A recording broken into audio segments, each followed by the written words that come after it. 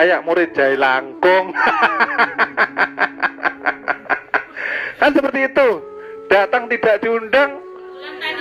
Nah, murid jai langkung kan banyak ya. Paham nggih? Sudah dikatakan perguruan tidak mencari murid. Itu loh, tolong digarisbawahi. Berarti apa? Murid yang memerlukan ilmu ini, gitu loh. Kita menyampaikan dengan tulus ikhlas supaya selamat umat dunia akhirat. Ketika diajar yo yang benar-benar belajar agar mendapatkan keberkahan ilmu, ya toh. Kalau taat siapa yang untung? Murid itu sendiri, gitu loh. Dididik, ya, biar kita ini paham. Hidup di dunia hati-hati, nggak usah takut, nggak usah was-was. Asal kita nurut sama Allah, ya, pakai akhlak Rasulullah, kita berjalan dengan Al-Quran, pasti selamat dunia akhirat. Itu jaminan. Lah, kita tugasnya untuk terus mengingatkan, karena manusia sifatnya lupa, itu loh. Mari ya kita perbaiki. Kalau sudah berdiri menyatakan Allah Maha Besar, berarti sampean hilangkan agar tubadil atau terganti. Yang berdiri siapa? Sifatnya. Menyembah siapa? Menyembah zatnya. Lah kita hanya menyaksikan. Makanya asyhadu alla ilaha illallah sehari 5 kita hanya menyaksikan.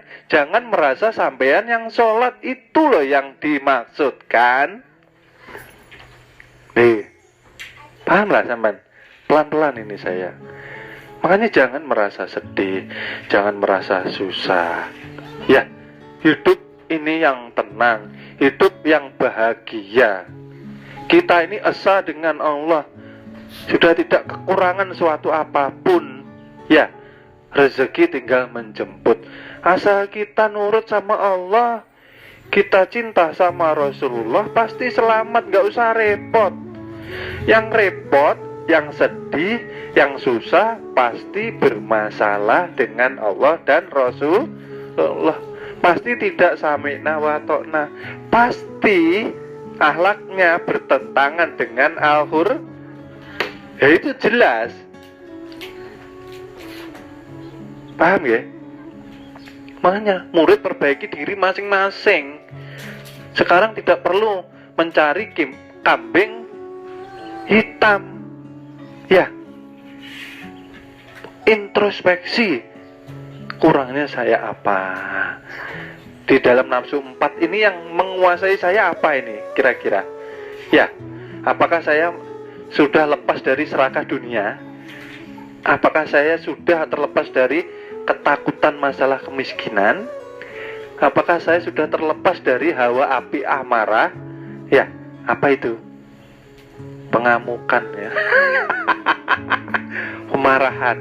Ya, apakah kita sudah lepas daripada cinta terhadap kenyamanan dunia? Kan seperti itu.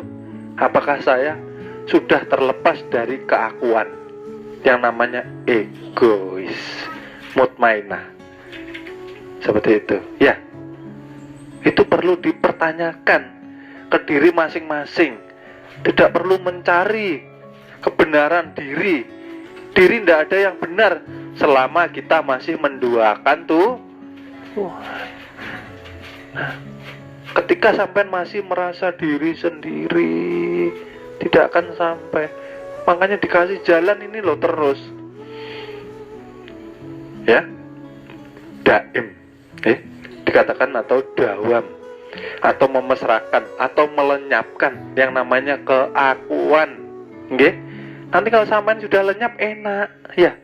Punya penyakit ya disembuhkan. Karena ini punya siapa? Punyanya Allah. Karena sampean sudah mengembalikan yang namanya amanahnya. Kalau belum sampean kembalikan, belum diperbaiki, sakit sampai diperbaiki, nggih. Permasalahan finansial sampai diperbaiki, kehidupan keluarga sampai diperbaiki, apapun masalah sampai diperbaiki. Karena sampai sudah tidak ada, maksudnya yang ada Allah dan Rasulullah. Paham lah sampai nih? Nggih, paham? Sedikit paham. Nggih, harus mengenal betul-betul 4 anasir yang sifatnya tidak baik. Nggih, ini menempel di diri kita. Inilah yang namanya jihad binafsi. Sampean harus berjuang melepas sifat-sifat yang tidak baik yang ada di dalam diri kita. Harus berjuang, harus bisa. Yang mengatakan tabiat saya susah dirubah, itu berarti tidak mau jihad. Ya, saya memang orangnya seperti ini, berarti tidak mau jihad.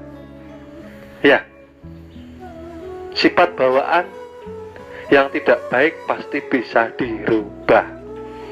Yang bilang tidak bisa dirubah atau yang bilang susah dirubah berarti tidak mau diajak selamat. Berarti dia mau senang menjadi penghuni neraka. Maunya sendiri, dinasihati tidak pernah dipakai. Diajak baik tidak mau. Nafsu 4 ini selalu mengganggu manusia. Bagaimana dia bisa menggiring anak cucu Adam menuju ke dalam api neraka. Ngati 4 aja ini. Ya. Kalau tidak aluamahnya, amarahnya. Ya. Kalau tidak amarahnya, supiahnya. Kenali betul-betul. Yang paling tinggi ialah mutmainah, merasa aku ini bisa, merasa aku yang ibadah. Aku sodako, surga jaminanku. Tunggu dulu, syahadat belum benar ya? Ya, sudah ngerti syahadat, fana belum? Ya, kalau sudah fana itu kelulisan. Orang banyak hanya diam, tidak mau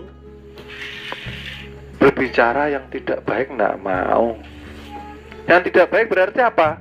Suaranya mengandung hawa api, suaranya mengandung kegelapan. Itulah nanti yang menyebabkan angkara murka. Ya, makanya mulut dikatakan cahayanya gelap. Bagaimana meneranginya? Kembalikan ke kalamullah. Kalamullah apa? Ingatlah kalamullah. Kalamullah itu ialah Al-Quran. Ya Allah, sudah jelas lah. Jadi berkatalah yang baik. Oke, tuh, hati-hati. Diri sudah kenal, sekarang tinggal menjalani amanahnya. Oke. Makanya di sini dikatakan sifat kita. Ya, sifat manusia apa? Tidak bisa hidup, namanya mati. Tidak mempunyai ingatan, namanya bodoh. Karena tidak ingat. Tidak ingat seperti orang tidur. Iya tak? Ini diri kita. Kita ini buta, tuli, bisu, lumpuh, tidak mempunyai apa-apa. Ini kita. Lah kita sekarang bisa apa-apa karena 7 sifatnya Allah Allah. Lah kok kita hidupnya Allah, ya, dilahirkan di dunianya Allah. Lah kok jadi manusia menjadi penentangnya Allah, inilah. Seperti apa kita mau selamat? Sifatnya Allah kita akui. Kita akui itu apa? Ya gini, terbanyak ya ini, kita merasa pintar ini lah. Maka tanpa ingatan intinya di hidup, kita tidak akan mengerti apa-apa. Titel itu dibawa mati lah. Tidak, kenapa terlalu bangga-bangga dengan titel pintar? Orang tidur aja sudah nggak ngerti depan belakang kanan kiri ya. Kan seperti itu. Nggih. Ada yang mau dikasih sate kalau tidur. Kan seperti itu. Inilah maksudnya. Ini sifat kita. Nah sekarang kita hidup dengan 7 sifatnya Allah Ta'ala. Kalau dipinjami harus banyak bersyukur. Itu loh maksudnya. Kalau sudah bersyukur, pelajari ilmunya. Ini loh. Manusia dirinya perwujudan sifat kebesaran Allah. Saya ulangi lagi, yang gunung pun tidak mampu menjaga karena beratnya amanah. Berarti kita yang sudah mengenal ilmu ini tidak boleh berbuat maksiat. Ketika murid melanggar yang gurunya terangkan, ya disitulah murid mendapat hukuman dari perbuatannya sendiri. Gurunya mengajarkan yang benar tidak diikuti. Kan seperti itu. Jangan nuruti al-wamah diterjang. Jangan nuruti amarah, ya. Diteruskan, dibesar-besarkan. Kan seperti itu. Nasihat itu masukkan ke hati, jalankan. Akan timbul yang namanya akhlak. Akhlaknya Rasul ialah Al-Quran. Kalau murid belum bisa keluar akhlak Al-Qurannya, berarti harus banyak belajar. Jangan malah keluar dari jalur. Jangan menentang apa yang diajarkan. Nanti akan mendapatkan hukuman. Kalau sudah menyesal, bagaimana? Susah. Berarti manusia diperalat nafsu 4. Yang rugi ini siapa tuh sebetulnya? Kalau tidak amanah, kita sendiri. Nggih, nafsu tertawa sudah memperalat kita, berhasil membawa kita kepada jalan yang salah dan gelap. Nah disitulah pentingnya kontrol diri. Makanya di perguruan manapun, di torekoh manapun, yang diutamakan ialah puasa. Puasa apa? Puasa ilmu. Puasa ilmu menahan segala sesuatu yang sifatnya tidak baik. Bisa enggak? Kan seperti itu. Bisa enggak kita menjalankan puasa ilmu, menahan segala sesuatu yang keluarnya, outputnya yang tidak baik, kita stop, ya, diganti. Keluarnya merupakan akhlaknya Rasul, penggambaran dari Al-Quran, ya. Dan puasa di perguruan kita dijalankan di tengah keramaian manusia. Kalau orang Jawa katanya topo ing rame. Kita pertama di tengah keramaian nafsu 4. Itulah penggemblengan yang sesungguhnya. Puasa kita bukan menyendiri di kamar selama 40 hari 40 malam, bukan. Itu mudah. Masuk kamar berzikir 40 hari 40 malam, keluar, selesai. Tapi begitu masuk di lingkungan manusia, gagal puasanya karena tidak diajari menahan nafsu 4. Ya, ketika disinggung dengan amarah, bagaimana aplikasi kita, penerapan kita ini lah. Ketika kita disenggol yang namanya amarah, kita harus menjadi air yang dingin, ya, seperti itu, ya, ya. Mendinginkan api, ya. Seperti itu kan harus diterapkan, ya. Boleh kita mau masuk toreko apapun boleh, tapi ingat toreko itu jalan, belum selesai lagi. Kalau belum mempanakan diri, semua toreko itu akhir perjalannya ialah mempanakan diri, ya. Maka jangan berbangga kalau sudah ikut toreko, ya. Karena bangga itu pun sebagian daripada rasa ujub dan rasa ria. Iya. Sudah masuk ke toreko Naksabandria, lalu menjelekkan toreko yang lainnya. Ya, jangan. Toreko itu masih perjalanan. Di perguruan kita boleh, sampai dari toreko manapun masuk belajar silahkan. Karena di perguruan ini sering saya katakan muaranya ke tarekatullah. Tarekat semuanya menuju kepada Allah. Kalau belum selesai, belum tuntung dari orang banyak jalan mempanakan diri, berarti sampean masih manusia, belum kembali ke namanya insan yang merupakan kekasih Allah Ta'ala. Berarti sampean belum termasuk daripada umatnya Rasulullah. Berarti sampean tidak selamat. Pahamlah.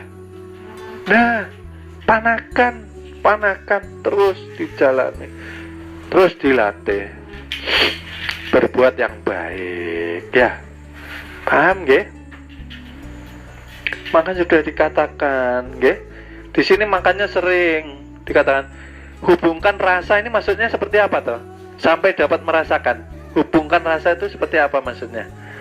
Jadi menghubungkan itu ya memakai rasa kita inilah. Nggih. Terkadang belum bisa dirasakan, kenapa? Karena Allah tidak ridho. Nggih, karena ini milik Allah yang kita rasakan. Sifatnya suci. Kalau kita belum suci, tidak akan kita bisa merasakan apapun itu. Kalau masih kotor hati, sampean belajar di perguruan penuh dengan yang namanya pamrih, ingin cepat, ingin lakas sampai, itu namanya sampean dibarengi dengan pamrih dan nafsu. Nggih. Belajar ketuhanan itu melepaskan nafsu, bukan malah mengejar nafsu. Yang sampean dapat nanti ialah jin setan. Paham nggih? Jadi kalau belum sampai, yo sabar. Sabar maksudnya apa? Tiada batasnya. Bisa sabar karena apa? Ikhlas. Bisa ikhlas karena apa? Kenal diri. Kalau sudah kenal diri, kita ndak punya apa-apa. Kalau ndak ikhlas kan ya lucu. Kalau ndak terima, kita punya apa? Ini badan-badannya yang membentuk Allah, yang memberikan sifat tujuannya Allah, yang mengirimkan Rasulnya ya Allah, yang dikatakan Muhammad. Lah kita tidak terimanya di mana? Coba kita pikir, kita renungkan. Ilmu ini jangan hanya didengarkan, direnungkan. Ketika di rumah diputar lagi. Apa benar? Apa iya? Dinyatakan. Kalau memang nyata kebenarannya, dijalankan. Bisakah manusia selamat tanpa mengenal yang menciptakannya? Tidak bisa. Itulah jalan keselamatan. Kalau sudah tahu ilmu jalan keselamatan, masuk kubur ya seperti masuk rumah. Nanti bisa keluar lagi. Jangan heran, wali itu sampai 2, 3, 4 kali punya kuburan. Keluar masuk. Bebas namanya kekasih Allah Ta'ala kok. Iya tak? Ya tapi kalau di dunia saja menentang Allah, masuk kubur ya dihancurkan. Belum masuk ke dalam pengadilan loh, dihancurkan sudah badannya. Badan tajali sifatnya loh, mulia. Kenapa bisa hancur? Karena nuruti sifat hewan ini loh. Ini yang jadi masalah. Karena kita cahaya, jangan nuruti ini itu loh. Paham lah sama nih. Makanya hidup jangan seperti hewan. Casingnya aja manusia. Kan seperti itu, casingnya saja, ceritanya saja. Hakikatnya mencungul. Nah, tapi kadang paham, kadang ngerti, hakikatnya dipandang diam. Orang gila ya ketawa-ketawa lucu. casingnya manusia, tapi yang bergerak 4 kakinya. Nggih. Mungkin sekian dulu kajian pada pagi hari ini. Semoga ilmu yang telah Allah jabarkan mendapatkan ridhonya, semoga bermanfaat buat kita semua. Semoga diampuni dosa-dosa kita, semoga kita masuk ke dalam golongannya umat Rasulullah yang sebenar-benarnya. Semoga kita mendapatkan husnul khotimah di akhir hidup kita. Semoga dijaga iman kita sampai akhir hayat kita. Semoga kita dipertemukan lagi di majelis nanti di akhirat bersama-sama, insyaallah. Amin amin ya rabbal alamin. Sekian, terima kasih. Mohon maaf apabila ada salah kata, salah ucap yang tidak berkenan di hati. Kami mohon maaf, mohon halal, mohon ridhonya. Semoga bermanfaat dunia akhirat. Kami akhiri, terima kasih. Wassalamualaikum warahmatullahi wabarakatuh. Sallallahu ala Muhammad nurun ala nurin wa huwa rabbul arsil azim. Sallallahu ala Muhammad nurun ala nurin wa huwa rabbul arsil azim. Sallallahu ala Muhammad nurun ala nurin wa huwa rabbul arsil azim.